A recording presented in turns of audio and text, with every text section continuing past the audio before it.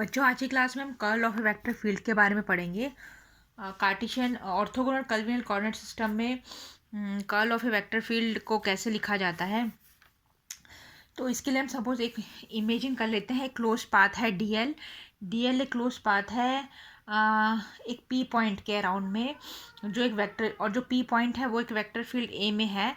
तो line integral of a vector field allowance A close path, उसको इस तरीके से लिखा जाएगा। Line integral of a vector field को ऐसे रिप्रेजेंट करेंगे around a close path A dot d L से उसको लिखा जाएगा। So the ratio of curl of a vector field को कैसे बताएंगे। The ratio of the line integral of the vector field to the area enclosed by the path with the area tending to 0 is equal to the magnitude of the curl of the vector field at the position of the area element. और इसमें if the unit vector normal to the surface is eta cap, तो इसको ईटा cap को इसके साथ dot product कर देंगे, क्योंकि हमें पता है कोई भी यूनिट वेक्टर को किसी के साथ डॉट प्रोडक्ट करते हैं तो वही चीज़ आती है ना।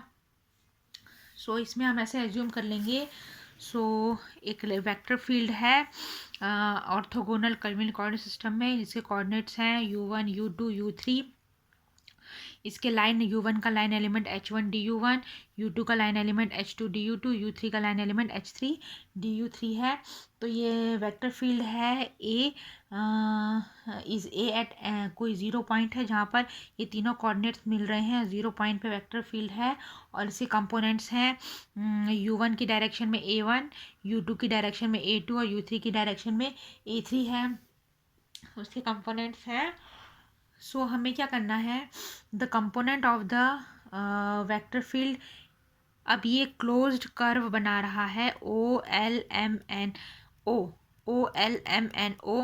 तो हमें लाइन इंटीग्रल लेना है ईच पाथ। ये जो पाथ बना रहा है उसके हर एक पाथ पे हमें लाइन इंटीग्रल लेके फिर हम we are doing the total line integral along the closed path. तो पहले OL के अलोंग लेंगे, तो line integral from O to L, line integral from O to L 0 to L A dot d l. तो A dot d l है, it is d l is nothing but the what is d l H1 du1, और जो A है वो इसके along कौन सा vector है, A1 वेक्टर है। ठीक है, फिर उसके बाद देन O से L के बाद ये कहाँ जाता है, L से M की तरफ जाता है। L से M means it is the rate of change of line integral in U2 direction. U2 direction में चेंज हो रहा है, तो U2 डायरेक्शन में चेंज हो रहा है तो कौन सा लाइन इंटीग्रल चेंज हो रहा है, O to L वाला। तो O to L वाला जो लाइन इंटीग्रल है वो U2 की डायरेक्शन में चेंज हो रहा है, तो H2 del U2 है ना। तो इस तरीके से फिर line integral from M to N जो वाला जो लाइन इंटीग्रल है M to N A dot d L, it is nothing but the combination of line integral OL to LM। तो OL वट इज़ OL क्या है, A1 H1 du1 है, और इसमें LM है वो क्या है, this one, but the direction is opposite direction है, इसलिए क्या लेंगे, माइनस साइन लेंगे। Similarly from N to O का लाइन इंटीग्रल है N to O A dot d L. So D L क्या है, इसमें DL लाइन एलिमेंट है इसका H2 du2, और A2 है इसका वेक्टर है। ठीक है, तो उसको इस तरीके से बताएंगे। And also here the direction is opposite, तो यहाँ माइनस साइन आएगा, -A2 H2 du2। Then then rate of change of line integral in the direction U1। तो जो LM का जो लाइन इंटीग्रल है L to M,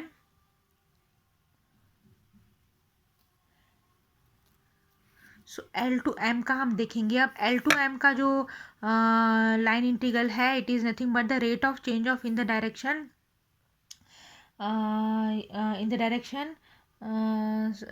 ठीक है, तो वो किसका होगा, it is the nothing but the जो इसका एलिमेंट है A2 H2 du2 है, क्योंकि U2 डायरेक्शन में है, प्लस होगा the rate of change of with respect to u one की रिस्पेक्ट में इसका रेट ऑफ चेंज हो रहा है, प्लस वो भी इसमें ऐड होगा, है ना।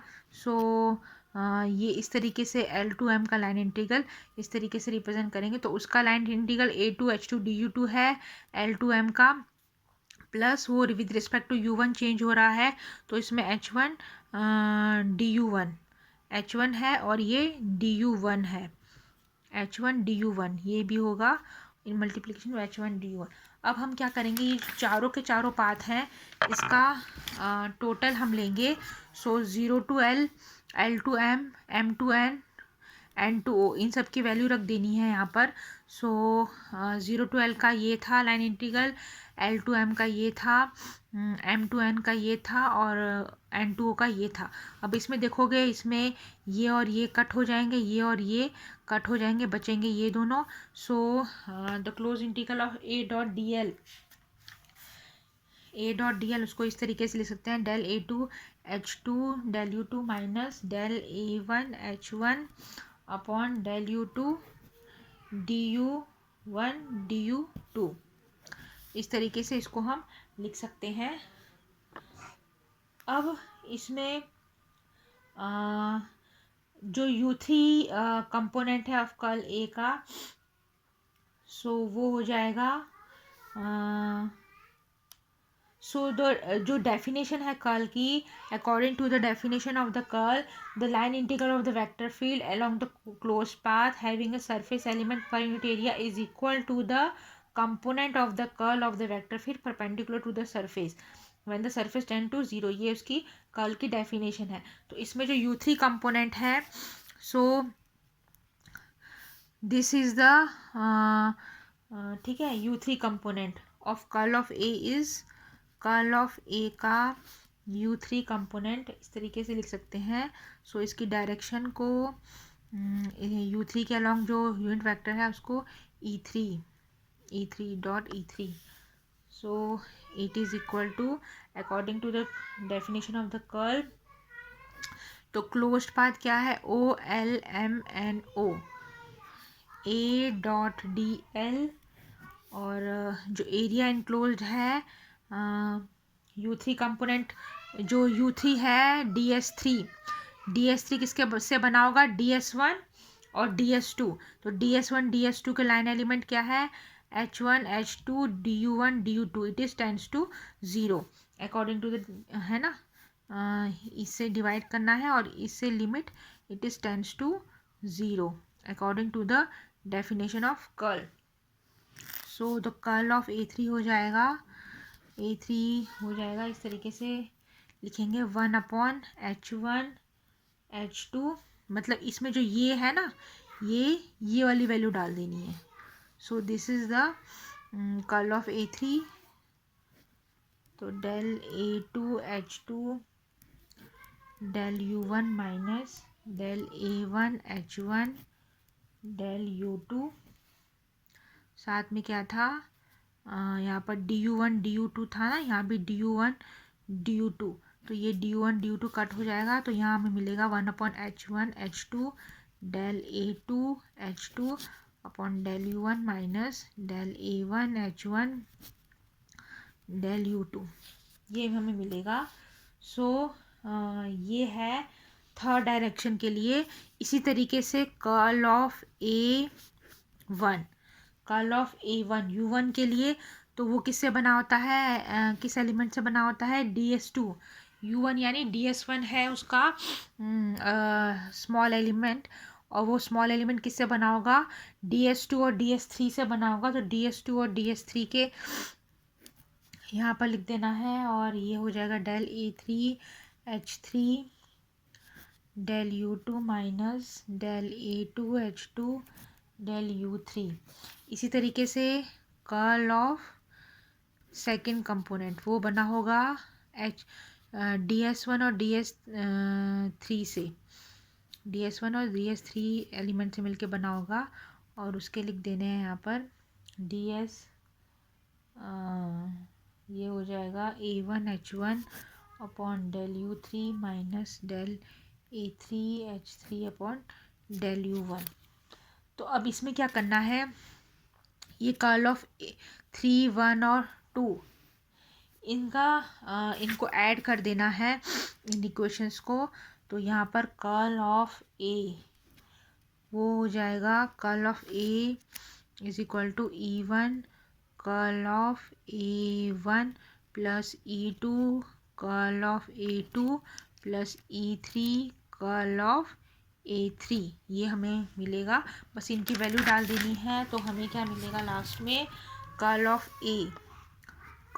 A is equal to E1 H2 H3 del A3 H3 del U2 minus del A2 H2 del U3 plus E2 H3 H1 del A1 H1 upon del U3 minus del A3 H3 del U1 plus E3।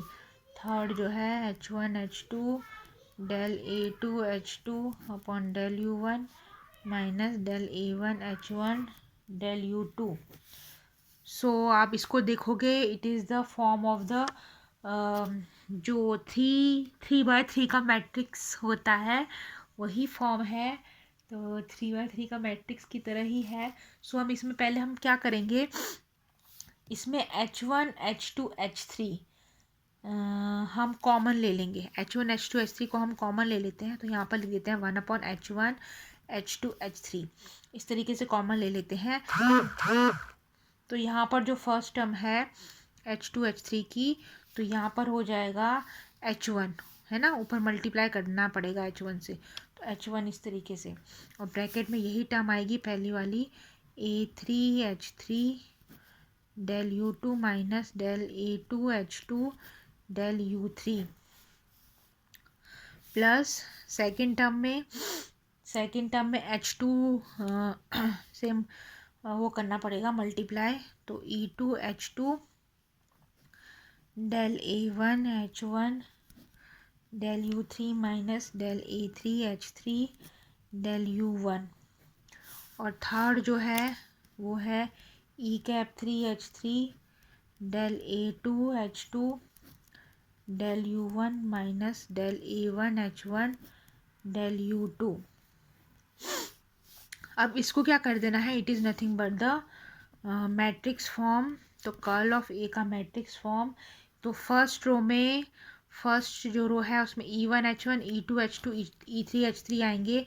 E1 H1 E2 H2 E3 H3। Second में क्या आएगा, del by del U1 del by del U2 del by del U3। और third में इनका line element A1 H1 A2 H2 A3 H3। तो ये हो गया curl of A in orthogonal curvilinear coordinate system.